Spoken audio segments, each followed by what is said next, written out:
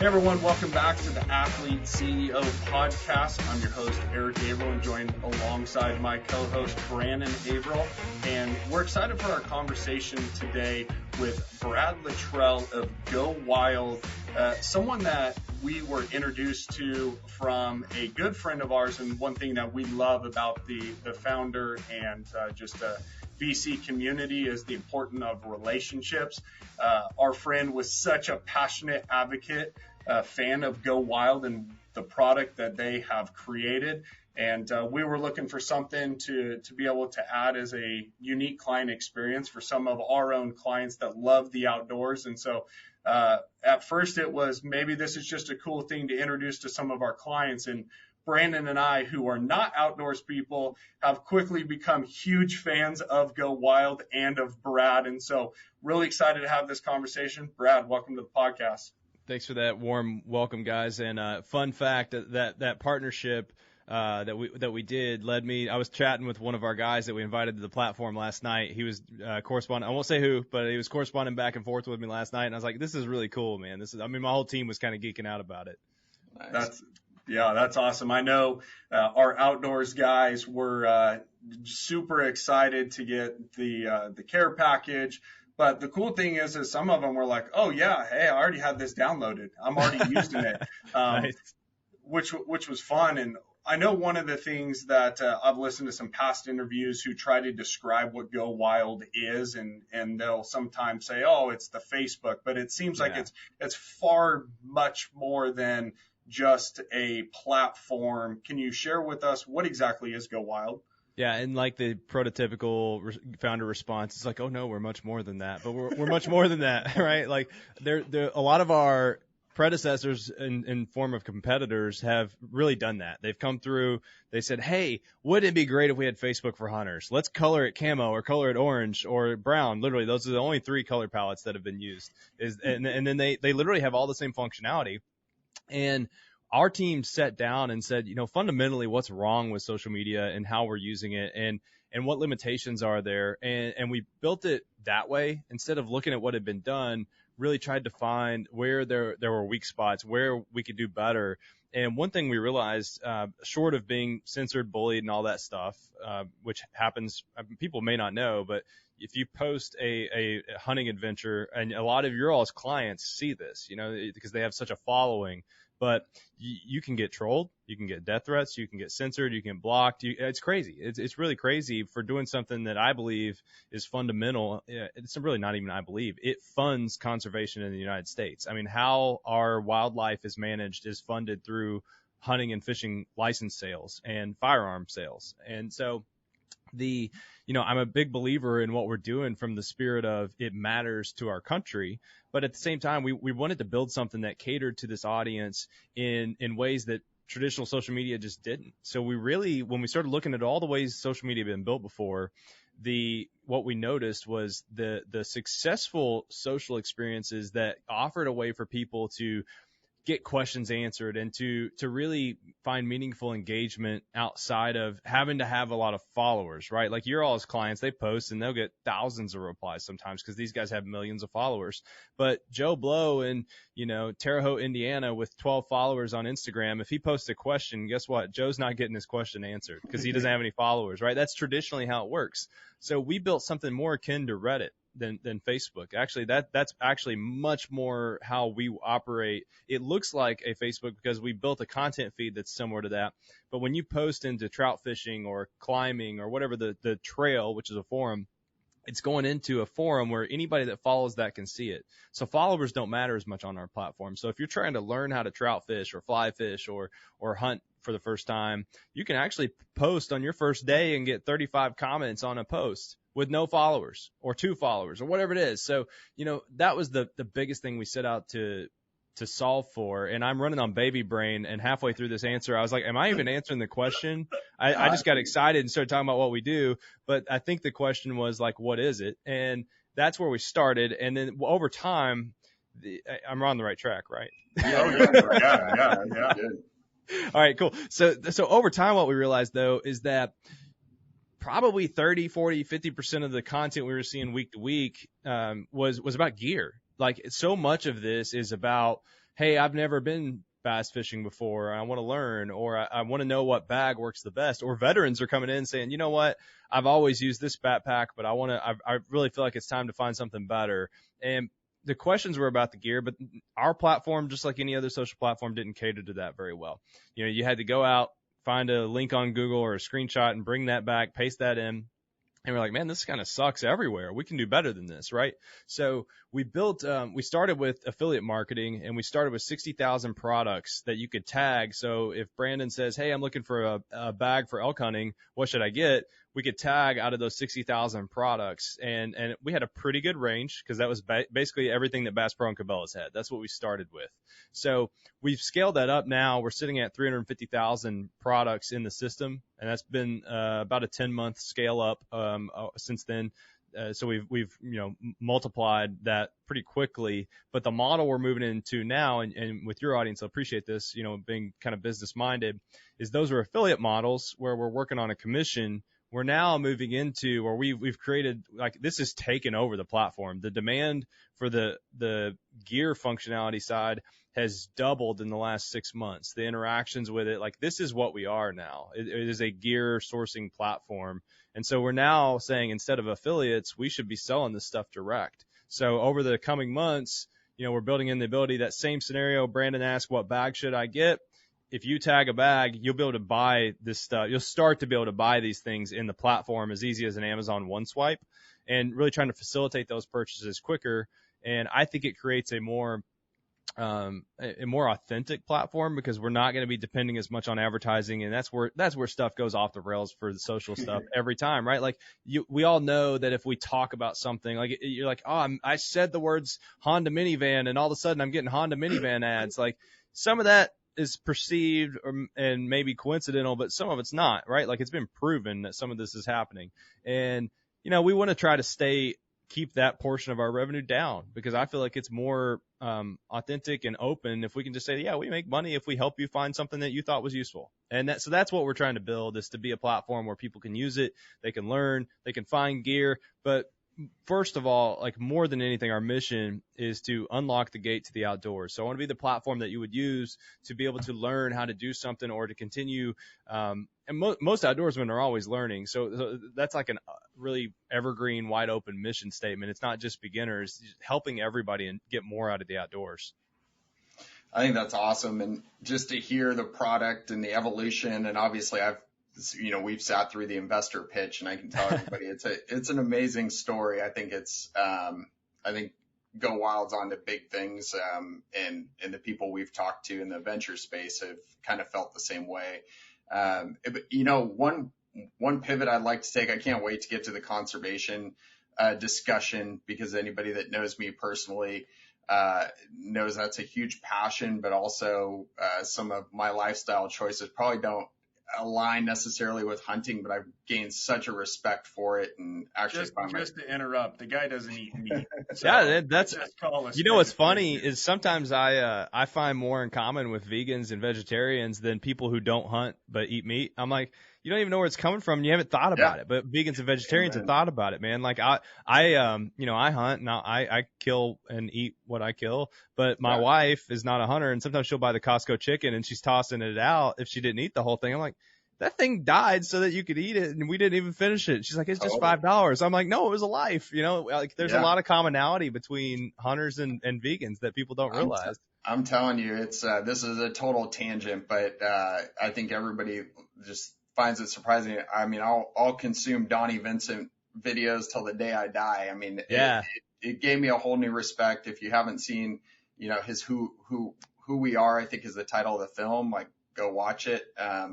And it's impactful. So I can't wait to get into that a little bit more, but I want to go back to what you kind of triggered the baby brain. And before we were, obviously, congratulations for those that you don't know. Brad just welcomed his third child. But I want to go back to the story you were telling us right before we hit record. And that's, the baby brain might be responsible for GoWild. Yeah. So, we'd love to dig into, like, the founder journey. What led you to this point? Obviously you had a successful career in marketing going into this, but we know, Eric and I know, jumping into the founder side of things, it's not for the faint of heart. So what got you to that point? Give us a little insight there. Yeah, I've always been, I'm more drawn to risk, I think, than most people. And I don't know where that per se comes from. I mean, I have a work ethic that I think comes from southeastern Kentucky. I grew up in Appalachia, and my family was really hardworking, blue collar family. I went to University of Kentucky for journalism school. I actually, like, right out of the gate, it was during the Great Recession when I graduated, and so terrible time to be trying to get a job as a journalist. I ended up moving to Memphis for a while, and I actually founded an online music magazine, which I think most people would now call a blog.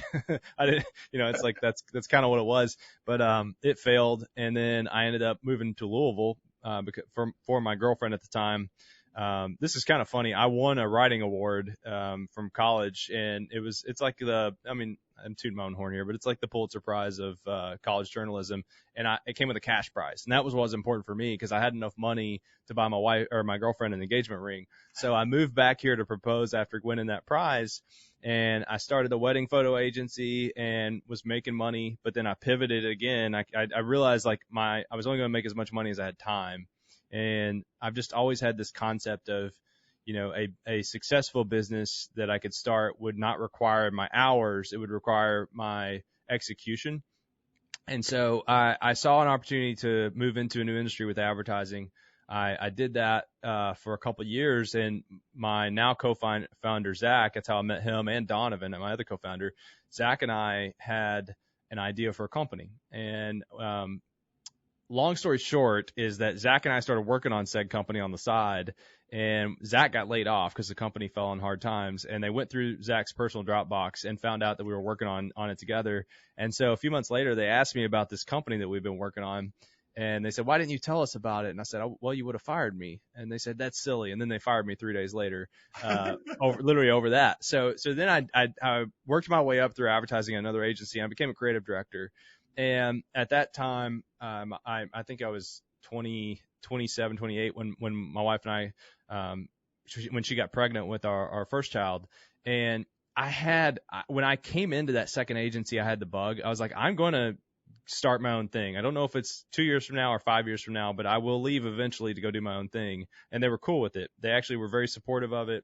And all that time I was just pursuing, like, learning. I was learning from a lot of my clients. The cool thing about advertising at a small agency is you're getting fired all the time. So you're just constantly getting onboarded to new accounts and learning how people run companies.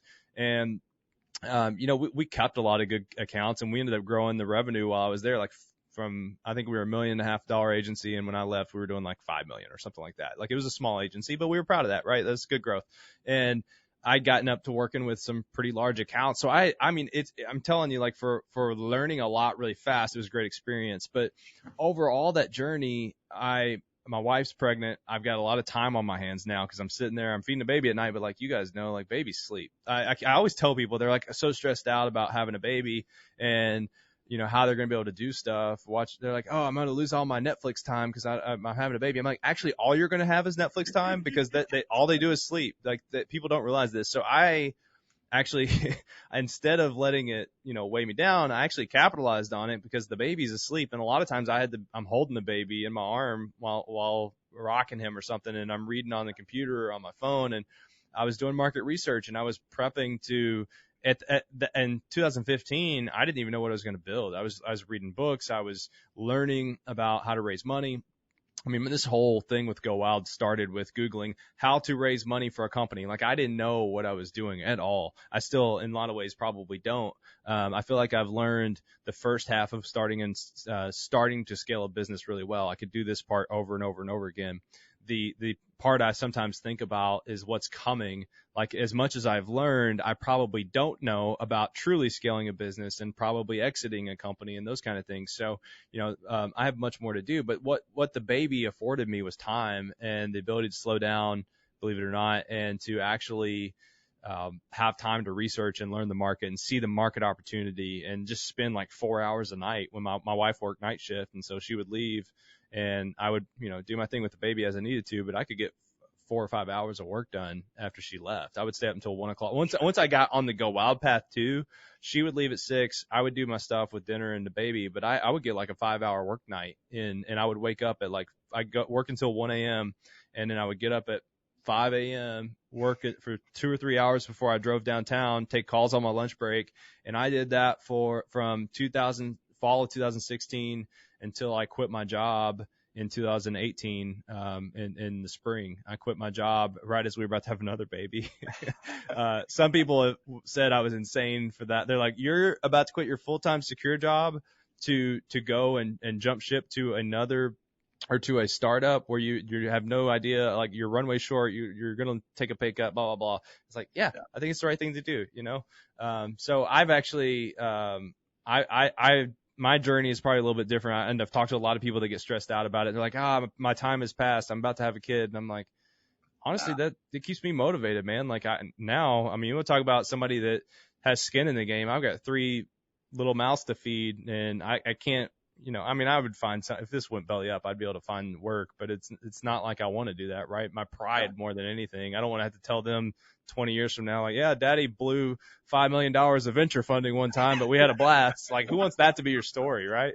Yeah, no doubt. No doubt. It's funny. I mean, I think there's so many parallels to us. I mean, our third partner, I think he left to come join Eric and I on this little venture, 2 weeks before his first daughter was born. And, we've got young kids. And so I think it just totally resonates with us. And I always joke with these guys. I mean, if this thing went belly up, I'd go grow grapes somewhere in the Central California. You'd never see me again.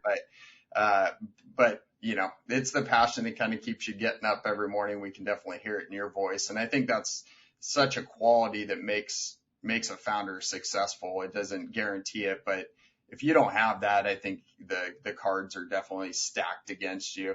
I'm curious, going or just hearing you talk about that research time, the market research. I wish Eric and I probably did a little more market research. We just kind of jumped in blind faith, but is there anything that sticks out in your mind that you point back to and you were like, hey, you know what, that was really helpful, whether it was a podcast or a book or any resource or even a mentor or somebody you bounce something off of that really sticks out? Yeah, there's a couple books like from product development.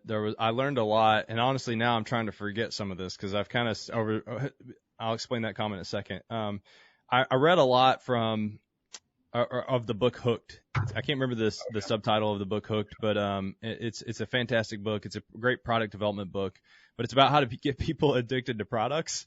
And I learned a ton, and we executed a ton on this plan. And I'm almost to the point now to where I'm seeing what has happened in social media. I mean, dude, 4 years in social media, the lifespan of social media, we're living in dog years, okay? It's like a startup. I always tell people, like, hey, a month to us is a quarter or a year to other companies. That's how fast we have to move.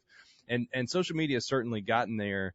That's a long time of evolution. And I think we're starting to see the negative impacts of social media. And right now, look at, it feels like everybody's against each other. And then like you feel it when you're keyboard warrioring on social media, but then you talk to your friends, it's like, I don't know, maybe there's more commonality here than I think. And it's divisive, and it's made to polarize us and to keep us divided into 2 groups. There's always a right and wrong. And it's really come to light that these platforms have really taken advantage of a lot of the psychology I understood and I thought we were using for good. And I think they probably still think they are, but it's played out that I don't know if you guys have heard the stat, a negative story on Facebook gets 7 times more reach than a positive one. Okay. And I hear things like that, and I'm like, man, I don't want to be that. And I don't want to use these psychological loops, keeping people coming back in to defend stuff and to, really take a stance. And this is my camp and everything else is wrong. I just don't believe the world is black and white like that. I think there's red and blue, however you want to color this, right? Like whatever we're talking about, if it's politics or BLM or hunting and vegans, like none of this stuff is that 2-dimensional, right? The world is multi-dimensional, and there's a lot of even on a political spectrum, people are like, are you right wing or left wing? I'm like, dude, I'm so all over the place on that. I think, so I look at some of those things that formed how we thought early. And now we're kind of going our own way a little bit more, instead of focusing on getting, our growth team is really trying to find value to keeps people coming back, instead of tapping into these psychological hits of dopamine that's like, oh, I got to well, I don't want to build a platform that does that to people. The other, there's some really great books like 0 to 1 by Peter Thiel was really influential for us. And a lot of us this is our first company. I kind of mentioned I've had some runs at it, but they were all flops and small time. This is my first time raising startup capital and venture capital. And so we were soaking in as much as we could. Catalyst by Jonah Berger was great.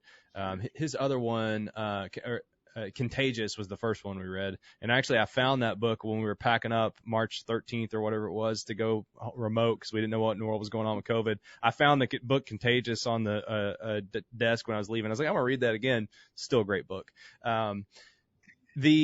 Those were really influential in our startup philosophy and how we build a product. And I think for anybody I imagine this podcast, your demographic, a lot of leaders listen to this, people that want to be leaders or manage teams. And for me, one of the most influential people that I've ever read content from was Ed Catmull with Creativity Inc. He's the founder of Pixar. And I read that book while I was still in advertising, and he formed much of my opinion on how to, I had a lot of those ideas on taking risk and allowing people to be creative, and it's okay to fail.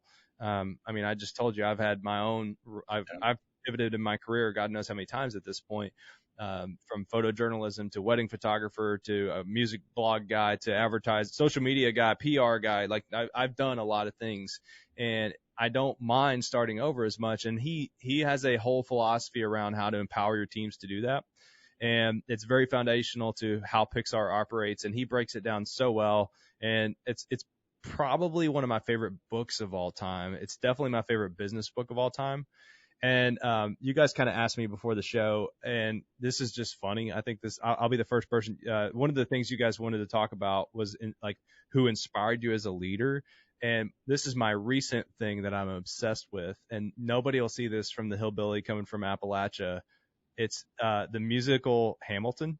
And oh yeah, my wife wanted to watch this on vacation, and I've always been like, I'm not a musical guy, and I'm not. I really can't make it through a lot of these. And it's not like I think anything's wrong with it. It's just like pop music for me. It just doesn't do it for me. We started watching this on vacation, and I was like, and I like history, and I like hip hop. And so I kind of got sucked into this, and this whole story unfolded of, the story of Alexander Hamilton. And I'm like, that's a startup story. The whole thing. I'm like, this is amazing. And, get this immigrant orphan literally fighting for his life and pouring his life's work into something that's going to outlive him. And it wasn't about like how much of that he talks about his legacy and wanting to build something that was bigger than him. I'm like, oh my God, dude, that's every startup founder I know. We're kind of crazy. And it's like why this is why I think exit numbers always change. People are like, what would you sell the company for? And that number early is smaller and it gets bigger, right, as you scale. I don't think that I've come to realize, and I really believe that this is not as much about it's worth more. It's more about I have more work to do. I think that there's always until someone comes through and just floors you with that number of your life, you're like, right. No, I don't want to let go yet. There's always that idea of I don't want to let go yet. And I see that Hamilton story of just so much work to be done and so obsessed with it. And that's been my latest inspiration, that my wife, I think is probably to the point of thinking it's unhealthy, but I'm like, I haven't even read the bio yet, which is a 35-hour audio book, but I'm going to commit to that after this latest book I'm reading. But those are that's my early days and kind of my recent obsessions. That's awesome. Thanks for sharing that. There are so many things that Brandon and I resonate with, because what you said, the community of founders, we're off our rockers a little bit, yeah. But that last part, and I think it's also what we love about serving, whether it's our professional athlete clients or our other founders and investors, is very rarely is it the pursuit of just money for money's sake, right? Money's usually this byproduct of this passion for either building something brand new. I always say at AWM, we're trying to build something that outlasts our founders. We care less about our names on it, right? But there's work to be done. And the resounding thing that I heard throughout your conversation going back to is like, you actually care about your clients. There's this, how do I add value to the platform, to the end user, because I'm part of the community. Like, I'm an outdoorsman. I care about, so I don't want to just be, I don't want money extracted from me by advertising or doubling down on some of these unethical practices. And we see that in the financial space all the time, whether it's, we remind people, hey, the media, their job is to sell advertising and it's to stir stuff up. Yeah. So when they change their attitude every day on TV, your world is actually not falling apart. Like, take a step back and look at perspective. So I love hearing about that. I think, what advice would you give for somebody who is building a company or a product of keeping the client in mind, the end user, innovating? I'd love to hear your thoughts on that. Talk to them. Too many people build products for somebody that they've never really talked to, and designers love to think that they and I would tell this to my co-founder Donovan, who's a brilliant UX guy, and he would agree with me at the end of the day. People, too often, designers design in their head, and they aren't. We can have an appreciation for something because it's pretty, it's clean, it's simple, but if it's not solving a problem or it's not helping them convert it, whatever they're trying to do, then it doesn't matter how pretty it is. There's a lot of pretty products that have been built and died. There's a lot of services that were high touch services that weren't a service that somebody wanted, and I think more than anything, like when we started our process, there was a little bit of a gamble. Like, maybe that's even not heeding my own advice here. Really, I don't think our audience was an audience you would have said would be primed for social media. If we had talked to them, they probably would have been like, I don't use those social apps. And because that's actually like some of our most feedback that we get anecdotally from members is like, I've never seen a social media app that I wanted to download, but I saw this and I thought I'd give it a try. So there's also a balance of understanding that people don't know what they want. And that's the hardest thing to figure out, man. Like, I think Steve Jobs has a quote about that of, you can't rely on people to tell you what you want. You have to show them and make them want it. There's an element of that. And there's also a great, a copywriter who has a great book called Hey Whipple, Squeeze This. His name's Luke Sullivan. And in that book, he talked about how terrible focus groups are. And he said a focus group comes in and they feel like they have to tell you something. They got to be negative. That's why they're getting paid to be there, is to give their opinion. And it's that same attitude through focus groups that actually made Jaguar an irrelevant brand over time, because every year their focus group said, no, don't change it. It's great. Or their customer feedback, it was like constantly telling them not to change, and they didn't evolve. And at the time, this was a long time ago, Cadillac came in and ate their lunch. And so there is an element to, you need to understand the customer, but you also have to have the foresight. If you're trying to build something that's new, you have to have the foresight of where your audience is going. So for us, the big bet was like, nobody's used social media in this audience because it hasn't appealed to them. So if we can make it appeal to them and something that's relevant and caters to them, we think they would buy in. And and that's where I overlap some of the research with this, is knowing that I think it was like a third of hunters and maybe even higher of anglers. I think it was half of anglers were prime social media demographics, even though they probably weren't as active.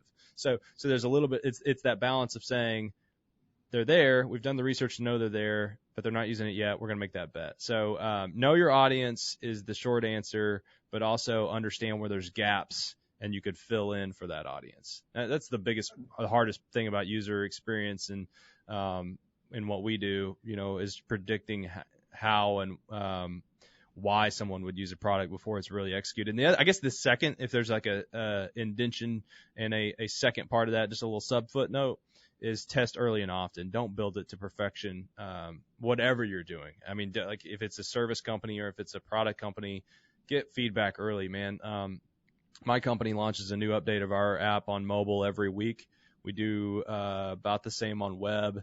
And we just don't build things and do these grand unveilings, because you can get, if you're driving, you can get a mile down the road and realize you missed the turn. And so we try to really iterate often too, to get early feedback. It reminds me, we were in a meeting the other day talking about innovation in the financial services, the world, and how we're servicing our clients and doing these things. And it was the comment that Henry Ford said, if you would have asked the customer what they wanted, they would have said a faster horse. Right. Right. And it's just doubling down on your point of going, absolutely know your audience.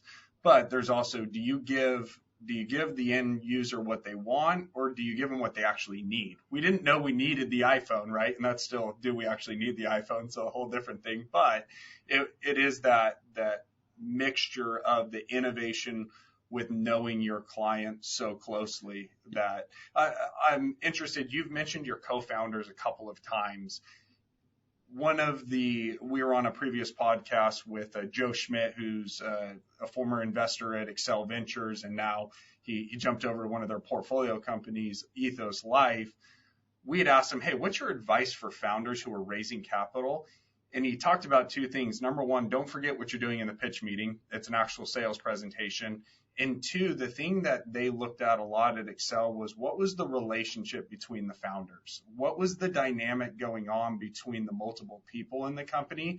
And were you really going to bet on that? Can you share what it's been like to have co-founders? Yeah, and I have a lot of them. There's 4 of us. Some people are like, well, that's way too many, and I would totally disagree. All of my research early, again, first time serious founder here, and the early inclination is that I'm going to hire people to work for me. It's going to be my company. I'm going to keep my cut.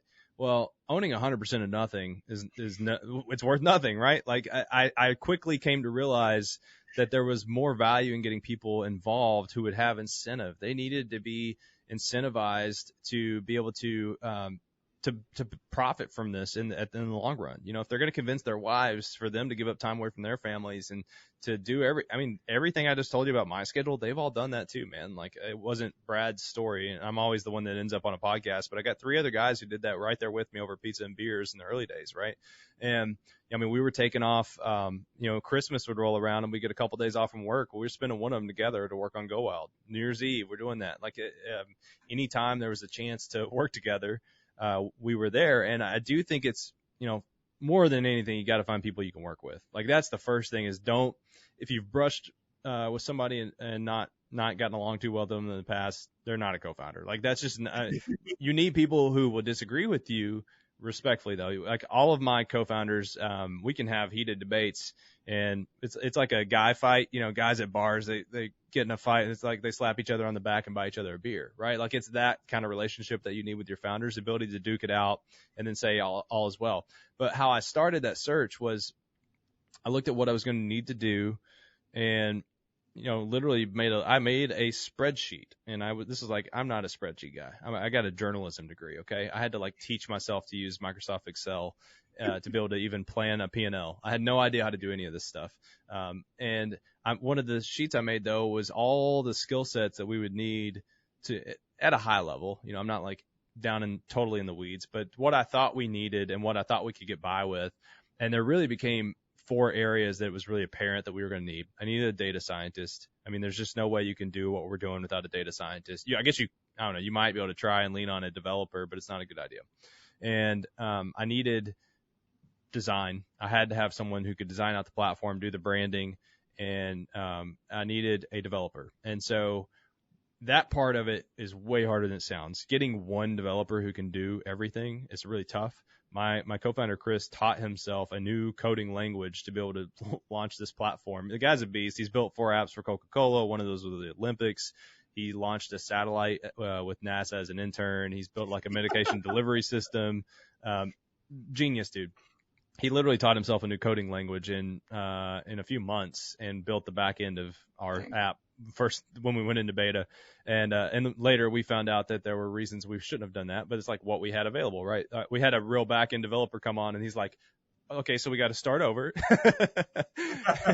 But but the foundations of what we needed, I was like, I don't need a CFO right now. We don't have any money. We haven't raised any money. We don't have any cash flow. That's a role that I can save for later. I don't need someone that's good.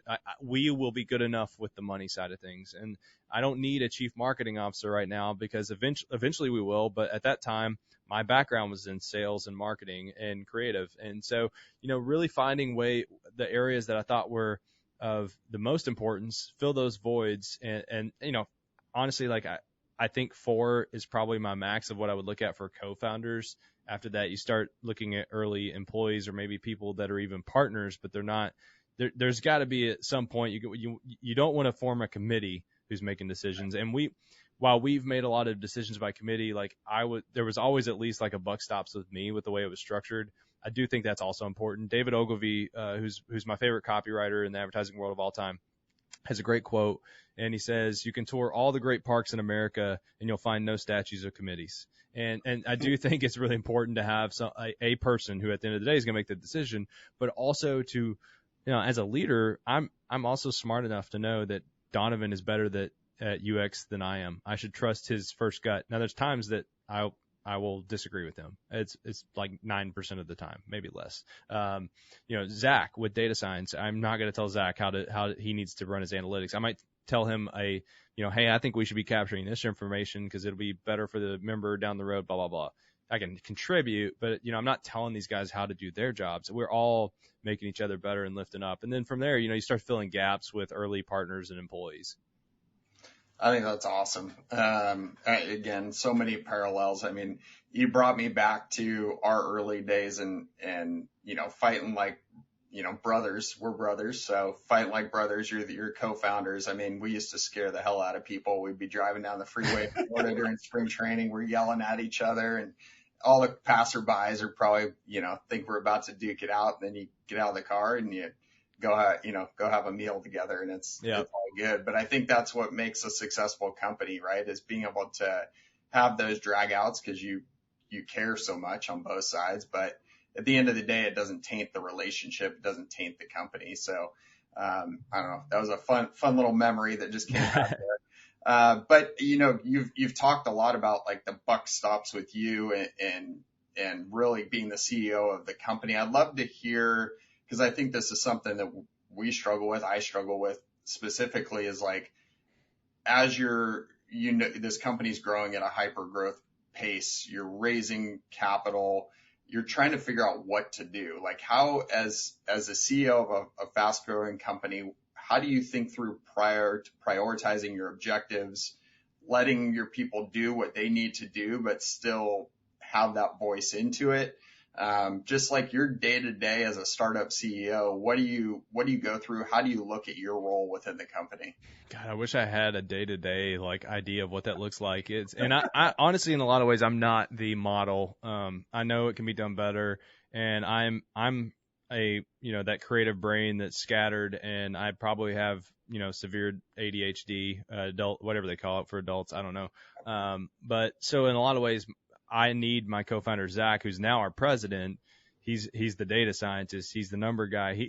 He's taken over running the financials and the model, and he and I agree on what the budgets are going to be and how we're going to spend. Right.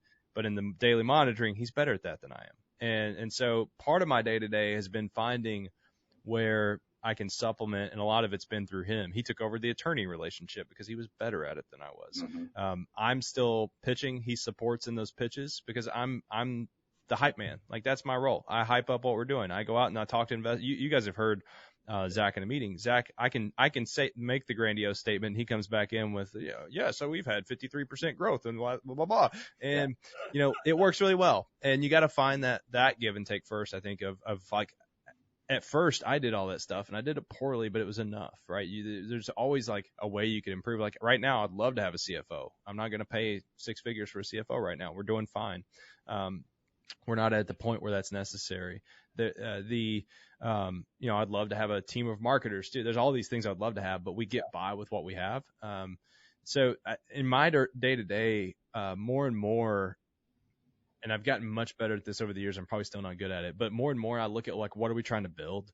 Because the question around here, and I think this is a lot of startups suffer from this, it's never like, what are we going to do next? It's what are we not going to do? There's so much crap in front of you that you could do.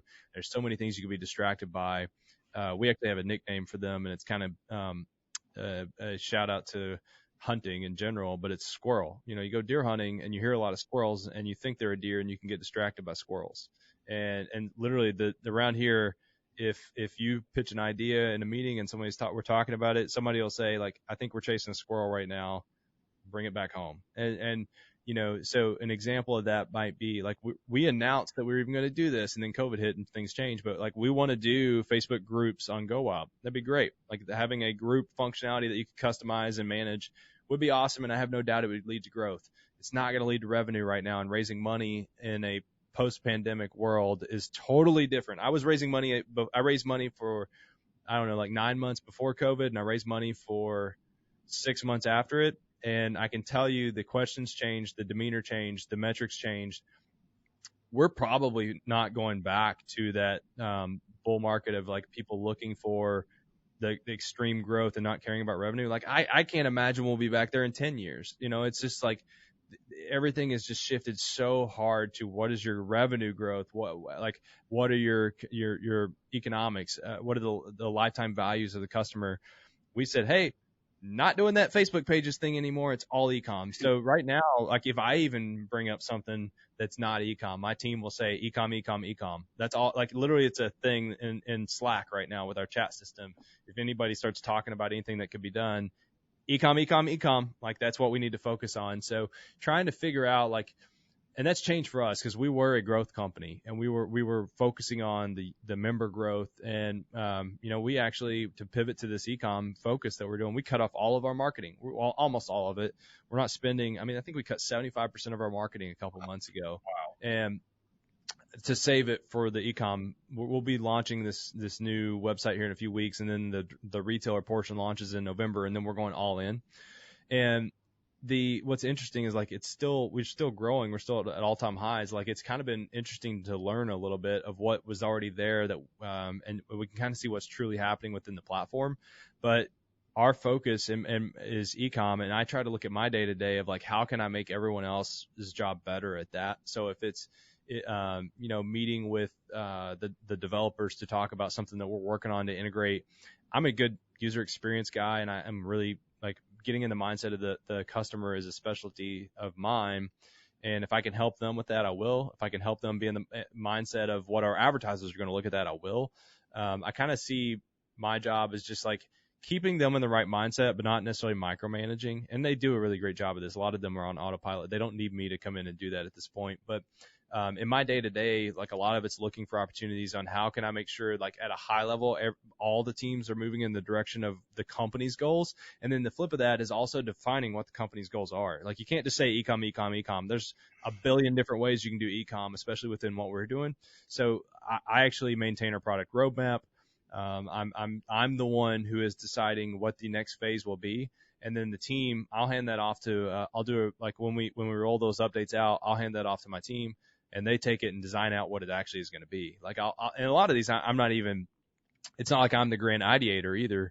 We even built a Slack bot. Anybody can submit an idea for future consideration. It's like /idea in Slack, and they can type out whatever they want. So a lot of the stuff I'm just kind of going through and combing through what they've already conceived.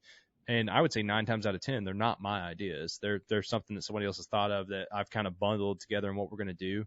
So that vision, the product roadmap is my focus, making sure people are thinking of back to that and we're not getting distracted on various tasks. And then, I also, the way we have the company split with Zach, you know, as I mentioned, Zach's handling financials, legal, and engineering.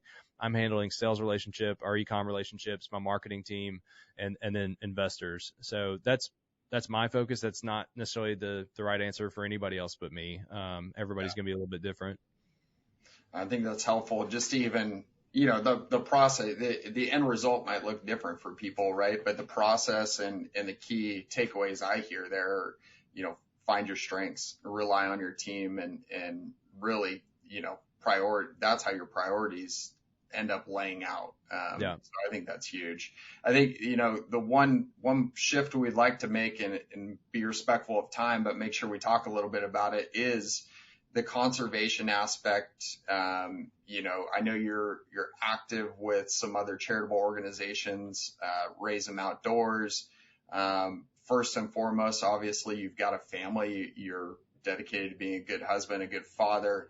I know I threw just a lot at you there, but we talk a lot with our clients about impact. And we talk about it impact first and foremost on your family, then your community, and hopefully the world at large. So I'd love to just kind of a broad-based question. How do you think about impact at the company, in your life, kind of the balance across this? Because I do know it's important to you. Yeah, I mean, I'll tackle that a couple different ways. The first is with Raise Them Outdoors. Like, that's a nonprofit that we're working with on the e-com side. We were donating 1% of our revenues back to them from the e-com. So our profits, not just revenue. So that helps us give back. They're a camp for anybody that most people don't know about Raise Them Outdoors. It's a small camp, but she's trying to build up camps throughout the country. We're on pace to do like 15 this year. It didn't happen. I think we'll do one in Texas. It'll be a small camp for kids, but she's trying to teach kids how to safely hunt, fish, shoot. And what's cool is their parents come and they learn, and she teaches them how to keep it up. And so, 200 or 300 kids at a time, or 100, I think it's 100 kids at camp, 200, 300 people at a time with parents. That's a pretty big impact over 15 camps throughout the country for where she's at. And it's a group. I've just been really passionate about her love for it. It's not her full-time job, but she is so good at coming in and facilitating these camps that she's the right nonprofit for us. We could work with a lot of these big nonprofit conservation groups, and we might do some of that in the future. But I want to help someone like her because she's in there hands-on fighting the battle. This isn't money raised through banquets and the rubber chicken dinners. This is her pouring her heart and soul into a camp that she's going to literally get out there and sweat it out for 3 days with 50 volunteers and teach these kids these safety again, and then also skills. And so if we can impact groups like that and have meaningful impact on a child's life, I mean, we're one of their biggest donors, and I'm proud of that. That's like 3 years running. We've been one of their biggest donors. And, we really try to facilitate anything we can back into that, because I think it's a boots on the ground effort. It's really nice for like companies to say, yeah, we donated a percentage back into this or that, but like I want to make sure that my money's appreciated and really utilized, and I can see it. Like I know with what we're donating, we're paying for a camp. Like I want to make sure that I'm able to see what's delivered. So that's really cool. The pulling back out of the kids side of that, I mean, our product as an impact, I see people come in and start asking questions. They start learning the skill, and all of a sudden they're on their first fishing trip or a hiking trip or hunting, and there's societal good that happens out of our product. And our focus is making sure that we stay true to that. I don't want to turn this into like, how can we sell you more crap? And if it ever becomes that, that'll probably be when I've lost control and should step away. My whole team is hyper focused on being a helpful tool. And I mean, I've got, if I sometimes I've pushed the sales side, and my team will be like, we're not doing that. I mean, and we have like our own little internal system of like, this is a 10 for me out of a 1 to 10, how important it is to you. And people will say that. You'll hear people in meetings say, this is a 2 for me, I don't care. Or this is a 10 for me. If somebody says it's 10 for me, I'm probably going to back off. Like I'm going to give them, if they feel that important about it to go toe to toe, I'll let them have it. But the focusing on the impact, like everybody here really cares about the good that we do as a product and as a community. And then the impact on my family is something like I missed my little girl's first steps over this. We were in a sports accelerator. I was traveling. I think it was in Texas. The fact that I don't even remember really where I was is kind of indicative of how that year went. 2019 was insane, and I was traveling a ton. I think I went to like 35. I think I traveled 35 times that year. I was gone a lot, and I don't want to do that and miss out on my kids' lives unless I'm going to have something. And it's not about like a big exit and being able to buy a farm and we can all go spend the weekend and like whatever. And like, look at this great life I bought you. Like, that's not what I want. In fact, I'm probably the kind of guy that if I did make a lot of money off an exit, I'm probably not going to give them any of it and go tell them to like work hard and earn their own, it's like, I'm not looking to do this to buy them a Range Rover when they turn 16. For me, like I mentioned my early days of like watching my grandfather, how hard he worked as a mechanic and like working on coal mines. I rode with him up to coal mine jobs and watched him in his 60s as a kid, still working hard to earn a buck. And I like learned a lot from that work ethic. And my dad, same way, like learned a lot from watching them. And I want my kids to see that like I put in a lot at something I cared about. I didn't just like come home and throw my bag down from a 9 to 5 that I never talked about because I hated it, or the only thing they heard me say was how much Dad hates work. I want them to know that I spent my life doing something I cared about. And for me, if they're picking up on that, and that like I know they are in a lot of ways, they probably pick up on bad things. My son walks around the house pretending to do phone calls and he yells a lot. So there's things that they pick up that you wish they wouldn't. He'll even sometimes mention my co-founders as he has an imaginary friend named Chris, who's my co-founder. And he'll say, Chris brought tuna to lunch today and it was awful and I made him go home, which I have no idea where that example came from, but he'll pull like little pieces out of my life and then he'll be like, I fired Chris today. And I'm like, whoa, what? I didn't say that. He comes up with all these crazy stories, but kids are watching, man. And they're, like way earlier than I think people realize they are. My son, we used to ship shirts, for this thing out of my house when we were back in the early days. My son still remembers from years ago of me stamping the envelopes or boxes to ship stuff out. And, I think for him and my daughters, if they're seeing that work ethic and they know that like, this is like dad always seemed like he was happy. And if I would love to push them down an entrepreneurial path. I don't necessarily want them. And I don't mean to poo poo on anybody that's sitting in a 40-year career at the same desk. Like, I just feel like that's not happening as much anymore. People are more, my generation especially is, they're more prone to jump than my parents' generation was. And if I can encourage my kids to take risk and to really chase what they believed in and have that impact on them, that's more important to me than like making a boatload of money and going and buying a beach house that we went to every summer. Like, I really don't care about that as much as people probably think that I do. I think everybody thinks that founders are these money crazy fools, and it is not as much. There are some out there, and I've met some of them, and it kind of grosses me out when I get lunch with them. But I think most people are actually, it's much deeper rooted than that, and there's a set of values there that transcends money. Thank you for sharing that. There's so much gold in there because I think it is super important that we reimagine what being a good dad means sometimes. I feel Brandon and I talk a lot about this and struggle with it. We're on airplanes a lot, right? And we're building things. And I think it comes down to intentionality of what you're trying to model for your children.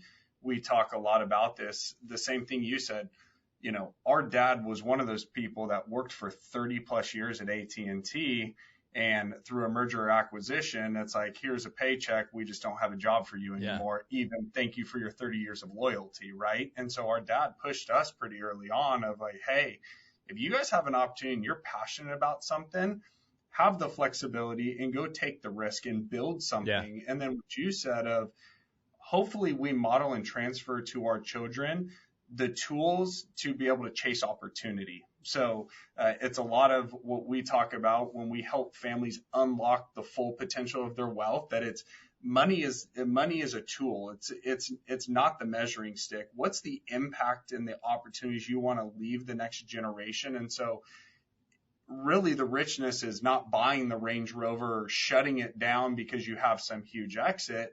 It's, you know what, this is the way that I've been created and wired, and hopefully you get the best of me along with minimizing all the junk that they see, right, and emulating that. But I think it's a really important message that us as the founder community and just people in general need to hear is like, you shouldn't be ostracized for also having something you're passionate about and working hard at, because there's a lot of this pushback I know in our community of, hey, you should be able to take your kids to school at 8:30 and you should be able to be off at 3 o'clock and work from home and you shouldn't actually like your job. And I'm like, I don't know what reality that is. But there was something that one of the top neuroscientists, Dr. Robert Cooper, had shared that Brandon and I go back to again and again, that his grandfather taught his dad taught him, and now he's teaching his children, is saying, whatever you do, ask the question, was that worth investing a piece of my life in? Yeah.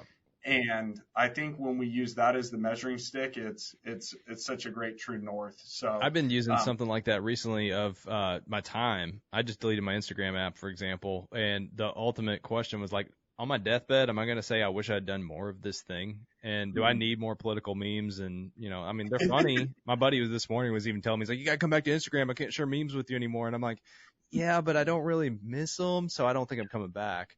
And I think if you look at it like all of your life like that, like, do I need this? Am I going to be sad if I didn't do this anymore? Probably not. Like, you can factor a lot of things that you probably wouldn't miss. And these little wins of 20 minutes, 30 minutes back in your day, hey, you can go run for 30 minutes a day. You could be a healthier person with that 30 minutes a day or whatever it is. And now all of a sudden, and you guys know, like, now you're mentally happier because you're actually fit, and you start to build this stuff up, and it all snowballs, man. Like, thinking of, we were talking really high level career a second ago, but thinking of it in the minutia also, it adds up. People ask me, how do you read books so fast?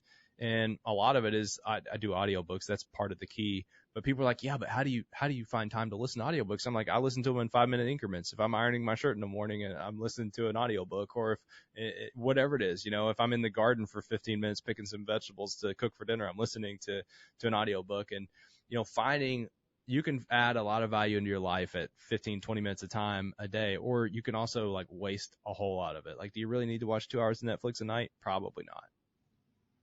Man, it's the power of compounding, right? Mm-hmm. I mean, Einstein, whether he said it or not, the eighth wonder of the world, that on both the positive and the negative side, it's the incremental 1%, decisions that add up, that you look and go, oh my goodness, my new future is actually just the summation of all those extra 5-minute increments. So I think that is such good advice. Being sensitive of your time, Brad. I know, Brandon, the three of us, we could have some whiskeys and talk for 5 hours. I don't know that everybody else would love listening to three of us. So I just want to say thank you. I know the Brandon and I, number one, it re-energized us. I can tell just by the faces of being around another founder that it's like, yeah, we're on this journey together. So I want to say thank you to that. For our audience, go download GoWild, obviously, in the App Store. This is a no-brainer. It's so much more than just a social media platform. It really is a way of life for the outdoors, and it's beyond just hunting or fishing. So, Brad, thank you once again for the contribution. We've loved having you on the show. Yeah, thank you guys. And just for my part, it's going to be bourbon. I'm sorry, I'm in Kentucky. I don't do whiskey. Man, see that I just exposed myself. I'm not a bourbon whiskey guy and an outdoors person. I don't know how I'd survive in anything but 2020. Yeah, we'll work on that. Nice. Well, for the Athlete CEO listeners, we appreciate your guys' attention. And always for access to the show notes, Brad dropped a ton of incredible resources. Please head over to athleteceo.com and you can access the show notes, sign up for the newsletter so we can keep you in touch. And as we always sign off, stay humble, stay hungry, and always be a pro.